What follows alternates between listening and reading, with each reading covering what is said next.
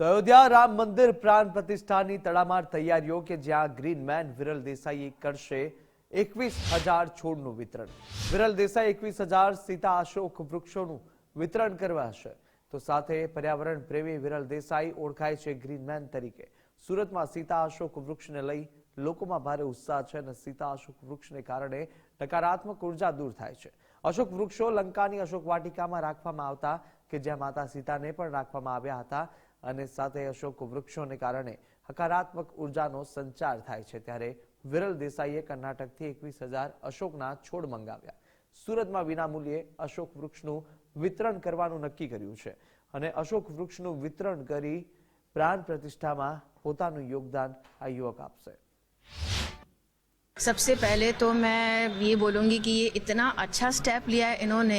हर घर में जब ये पेड़ जाएगा तो हमारे जो संस्कार हैं, हमारे जो राम जी के जो संस्कार थे, जो वो सिखाए गए थे, वो आज हर घर में पहुँचेंगे और हमारे वो रूट्स जो होंगे ना वो और मजबूत होंगे. So this is the beautiful step taken by him. ये बहुत अच्छा है.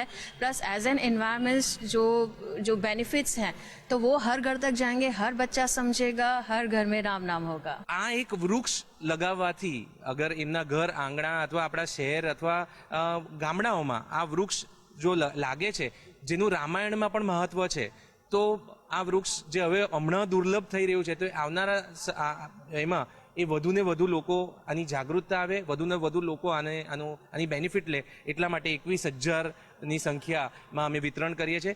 વિતરણમાં એકદમ સિમ્પલ છે કે એક વ્યક્તિ 1 થી 5 વૃક્ષો લઈ શકે છે પરિવાર દીઠ. અને જો મોટી સંસ્થા છે તો એ સંસ્થાને વધારે વૃક્ષો અમે એ સંસ્થા પર પહોંચાડીને આપશું. અમુક જગ્યાએ જે સંસ્થા છે એ લોકો પાસે લેન્ડ બેંક છે, એ લોકો એમ કહે છે કે તમે આ વૃક્ષ રોપવાનું કામ કરો છો તો અમે તમને આખી અમારી જગ્યા આપશું. તો એ જગ્યાએ અશોક વાટિકા બનાવવામાં આવશે.